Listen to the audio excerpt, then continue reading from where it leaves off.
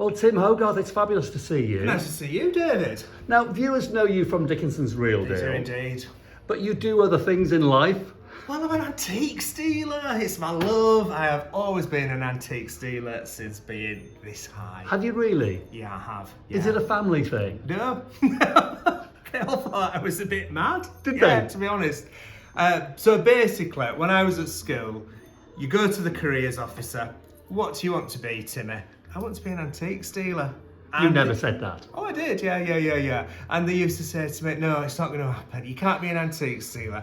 What about something else? What did they think you should be? Well, I think they should just thought, just get him a job in a factory or something, Yeah. stacking shelves or something like that. Because I wasn't the most academic of children. But the antiques world is all about passion. Absolutely. I couldn't agree with you more, David. And right, couldn't agree with Let's have a walk you around more. while you tell And us. it's always been my passion. I've loved it. And, from buying something from 50p to tens of thousands of pounds, I can still get a buzz out of it. And you do. I've seen you doing it here. I do. I just love it. I Yeah. love it. Every single day is something new. And also, the great thing is meeting people. So there's Yeah. lovely people. And you know yourself, David, people come up to you and they say, oh, you had this on Dickinson's Real Deal, and I've got one, my Auntie Maureen had one, Yeah. and we hated it, and Yeah. you get the £50 for it. So But this is you at the Red House Antique This is the Red Centre. House, yeah, this is one of the rooms in the Red House. I mean, it's an enormous place. There is an awful lot to see in here, so really I would recommend to anyone who comes to York, go to the Minster and come to the Red House. And the Because Minster is, you could throw a stone and hit the Minster. we've got very posh neighbours, it's York Minster. So there's 70 dealers in here, Right. all dealing from cabinets, so a room like that. Yeah. We've got a lovely tea room I here. know, well- So if you want afternoon tea, Yeah, well, this is one of my favourite spots in York to have a bit of Nice afternoon place. tea. And a scone. It's rather lovely. Well, we're a bit posh here, David. Oh, what do we... Are We call we? them scones. We don't, do we? We call them scones. Oh, I do apologise. And you've got a lovely view out there. It's a great place to be. But It's a gorgeous place. you're only here on a Tuesday. I can only ever catch you on a Tuesday. I know. What else do you do? Where else are you Well, I'm in then? Bradford. Oh my, the difference. Well, it's a tale of two cities, really. Yeah. It's a tale of two cities for Timmy. So Bradford is completely different from York, completely different. But I love Bradford and I do promote it. And remember, everyone, 2025 Bradford is City of Culture. It is, and you're a Bradford boy, aren't I you? am indeed, yeah. Born and bred? Born and bred. Well, Haworth, Bronte country. Is that the posh end, Tim? It is a bit posher in Haworth. I thought it But I might be wasn't somehow. going to say that. I wasn't going to say that. But Bradford is all about gold, isn't it? Gold and silver. Bradford is gold. It's Yeah. gold central, and it's a great city as Bradford, just like York, but different in that there's a completely different vibe there. Completely different vibe. But yeah, it's a cracking city. Now this is the vintage clothes department. Vintage clothes Oh, department. I love that. Now you like these? I do. don't I've got you? one of. I've had one of those for 30 years. Have you? You see, 30 years. Made to last, David. Absolutely. Made to last. And do you know what? They keep going up in value. They do indeed. Yeah. This guy who he buys and sells these, and he sells these in like June. Does he? Who's buying a flying jacket in June? That's no money, that though, Tim. 100 quid for a flying jacket is quid. fantastic. Yeah. You can pay 1,000 quid for a new one. You can indeed. Well, isn't that the glory of antique centres It's generally? the glory of antiques in general, because if you fall out of love with it, you can sell it. That's right. You can sell it. And look at this. Oh, that is so you. Well, it is mine. That's Is it? mine. Is it really? Is it So you? this is Duchamp shirt. Blinking. Cost Lord. 100 and odd quid in Harvey Nichols. Timmy Dickinson's Real Deal, probably circa 2010. Can be yours for 28 quid. That is fantastic. What size is that? XL. Tim, I'm going to have that. Well, isn't that lovely? I'm going to have that. Put that on my account. Put it down. I'm having it. I'm definitely going to have it. Oh, David, you're... I'm having it. Are you? Yes, I'm going to have I that. want to see you on the telly in that. I will put it in this video. And tell them where you got it from. I will. I think it's fabulous. I loved this shirt when I bought it. And yes, indeed, I did buy it from £140 down to £28 as supplied by Tim Hogarth from the Red House Antique Centre in York. God, this is amazing. You get everything from a bowler hat to We've got everything in here. A Timmy Bowler shirt. hats, t-shirts, jeans, luggage even. Bags, luggage, handbags. vintage bags, a Wow. frock for your missus. Oh, she'd love that, I'm sure. Oh, Tim, this is fantastic. So let's have a look downstairs. Let's go downstairs, yeah. You know, I've caught you with a spare 5 minutes You because have caught me. I'm usually busy I know, on Tuesday. I know. What is it? A gold and silver day? Gold and silver day. What happens? People bring it in and sell it. Right. Yeah. Okay. Vintage records, which boom in here. People love vinyl. Thank you, sir. Thank you very much. They do. It's very popular, isn't Very, it? very Thank you. Thank you. How do you do? Hello there. So yeah, vinyl is a big seller here in the Red House. Hello. There's a lady with some amber to show you. Oh. So Is it amber? you're having to do your job, Tim, aren't Yeah, you? Do you yeah. buy amber? I do buy amber, yeah. How can you tell that it's real amber and not fake amber? That is a very good question, and a lot of people ask it, and there's a lot of urban myths about, you know, putting it on tissue and all this, that, and the other. But I just sort of like look to see, you know, where the holes are, how small they are, if they're in. So if you see there, and then they won't be uniformed. And then sort of little bits of inclusions in there. That's interesting because the difference in value between real amber and fake amber It's is very astonishing. It is, and it's very, very hit and miss. And the best amber to buy is when it's what we call butterscotch, when it's bright yellow, like the yolk of an egg. Right. That is the valuable stuff. But it has to be this shape. Why? This is the shape. I have absolutely no idea, David, but it's very fueled by the Chinese market, and the Chinese particularly like it that shape. They don't like it in pieces, they don't like it rugged, they don't like it square, they don't like it faceted, they like it like that. Right. So is that real amber? I would say, just going into a bit better light, Go on then. that it was. So if you see there the colour variation there between the two beads, so this has almost got a blob there, and then nothing in this one. It's much more opaque. Right. So this probably wouldn't be able to create man-made. Wouldn't really be able to create that. It'd have an all over effect, and all the beads, if they weren't amber, would be the same. Fantastic. Good bit of information there. Now then, do I need to leave you to it because you're going to go just and for a buy minute, it? yeah, Okay. yeah. 24 is £800. Yeah. Brilliant. Right. Well, that was a deal done live. A live deal, so you sold your amber. So have you had it a long time? I've had it as long as I've known. Right. I would presume it was my grandma's. Yeah. It's never been worn, it's just been in a pouch, Mm. and I just thought, why is it sitting there? So you're going to treat yourself. I don't know yet. Hit the shops. Came in the other week and you weren't in, so I thought, well, I'll come back. Tuesdays. But was it- Tuesdays.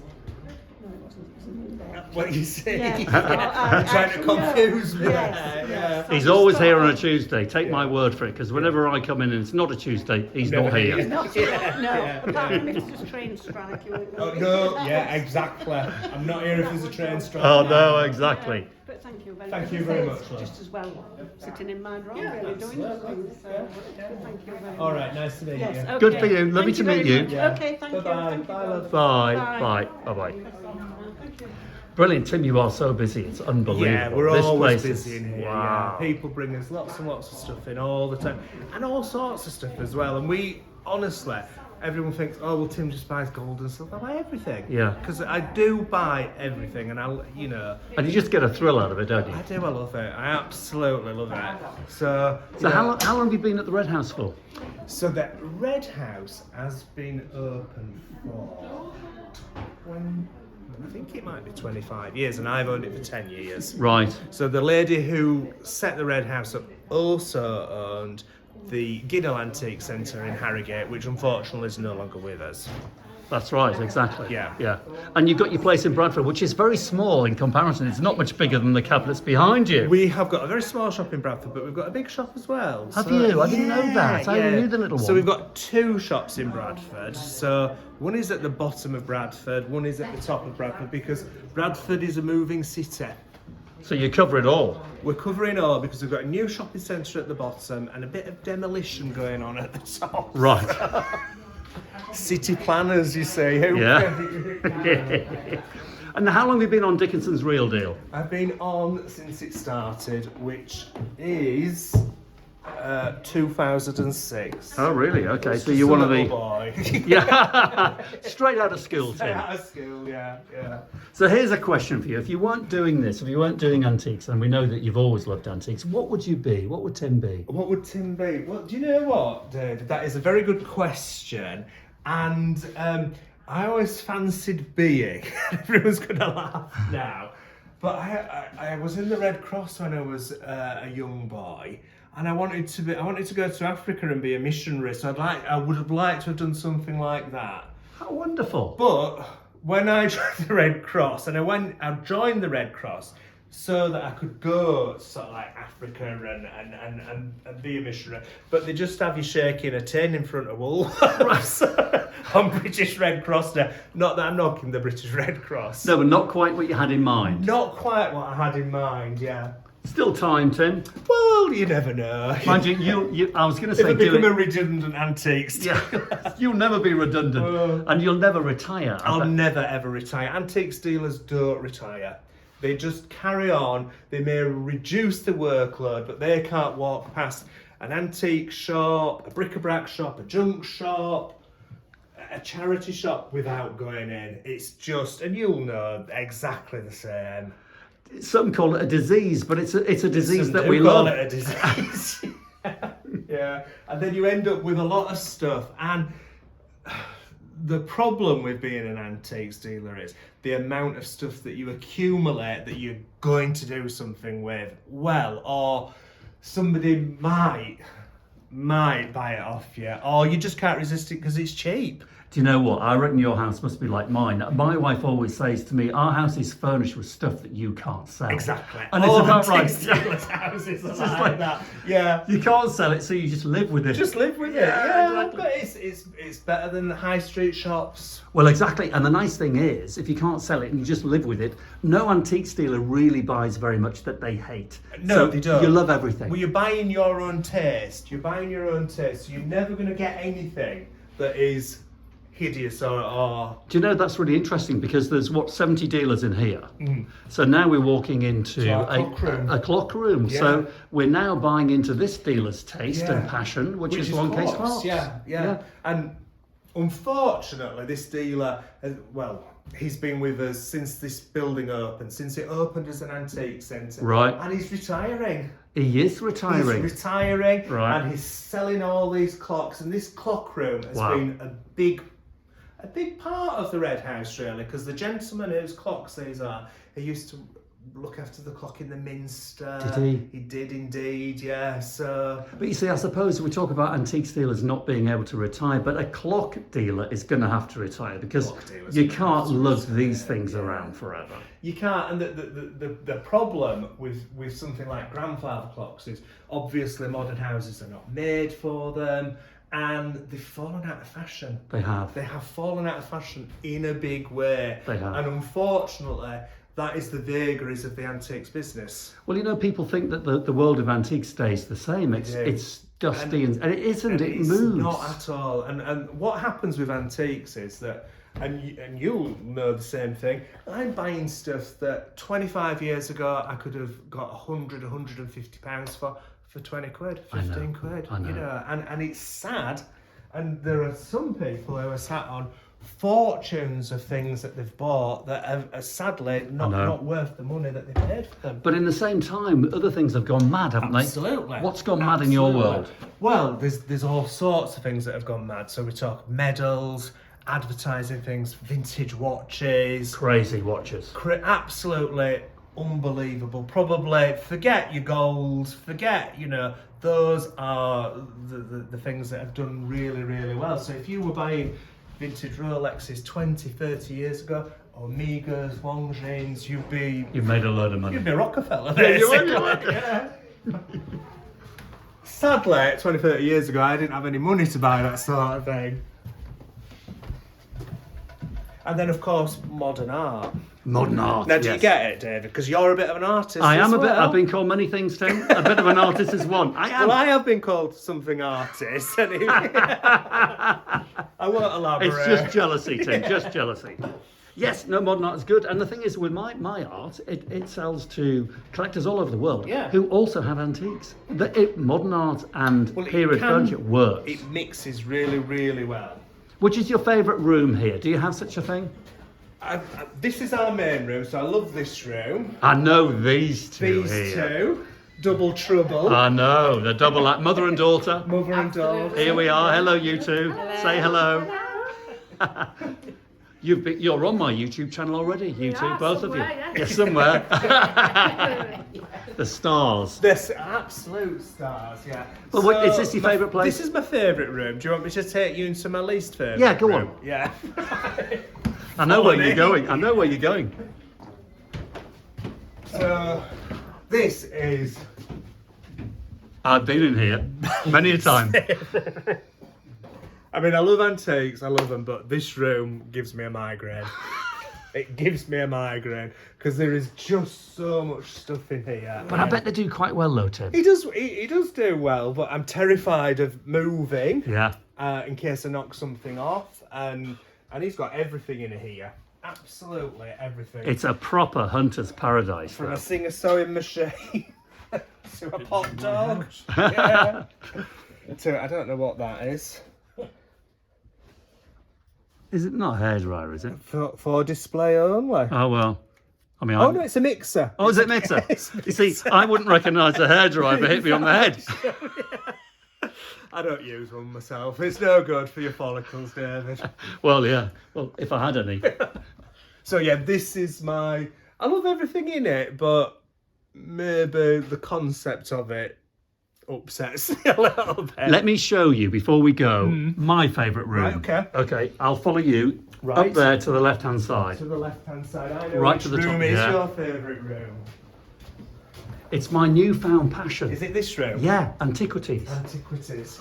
They absolutely blow my mind. Yeah. I mean, let's have a quick look in that cabinet. I mean, So, yeah. What have we got? Roman bronze. God's arm holding a disc. First and second AD. I know, 2,000 years old. We've got Egyptian pieces in there, Byzantine. 11th and 12th century. a Roman glass. Yeah.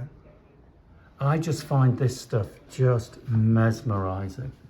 And it sells very, very well in York because Does it? obviously, the city and its Roman past. A Yeah. lot of people, particularly American customers, like to buy a bit of Roman history, basically. Yeah, and Viking, of And course. Viking, yeah. and take it back. And the Celts, of course, they're all here. I mean, it goes back thousands of years, this place, doesn't And then it? the Chinese, they like to buy the Oriental items. Yeah. So it's amazing, really, that I'm this sort of antique.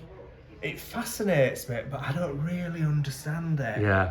It takes a lot to understand it, and I don't pretend to, No, I but I'm don't. beginning to. Yeah. And the great thing with the world of antiques, to me, you'll agree with this, is that it's a never-ending cycle of learning. 100%. If an antique dealer tells you that they know everything, that's a liar. You're so right. They're the ones that don't know nearly enough. Nothing. Takes Nothing. 1,000 Yeah. lifetimes you will to know it never, all. ever, and you're always learning because as we progress in time and we get older, there's some stuff coming up all the time. So stuff from our generation that right. we were kids are Yeah. now really desirable, sought after. So it's fast paced, really. It is a fast paced business because it's bang, bang, bang, bang, bang. And if you don't keep your finger on the pulse, you soon lose the thread of it. And you Soon do, lose the thread and of it. you love it, Tim, don't I you? do. It's my life. I absolutely love it. I couldn't imagine living in a house without antiques. That would be my worst nightmare. Just white walls and IKEA films. Oh, I don't, couldn't don't. imagine anything worse. Don't than fill a my poster head. of Audrey Hepburn. No, sorry, Audrey Hepburn fans, but... Tim Hogarth, it's always a delight. And you, David. Thanks Lovely for to speak chatting. to you.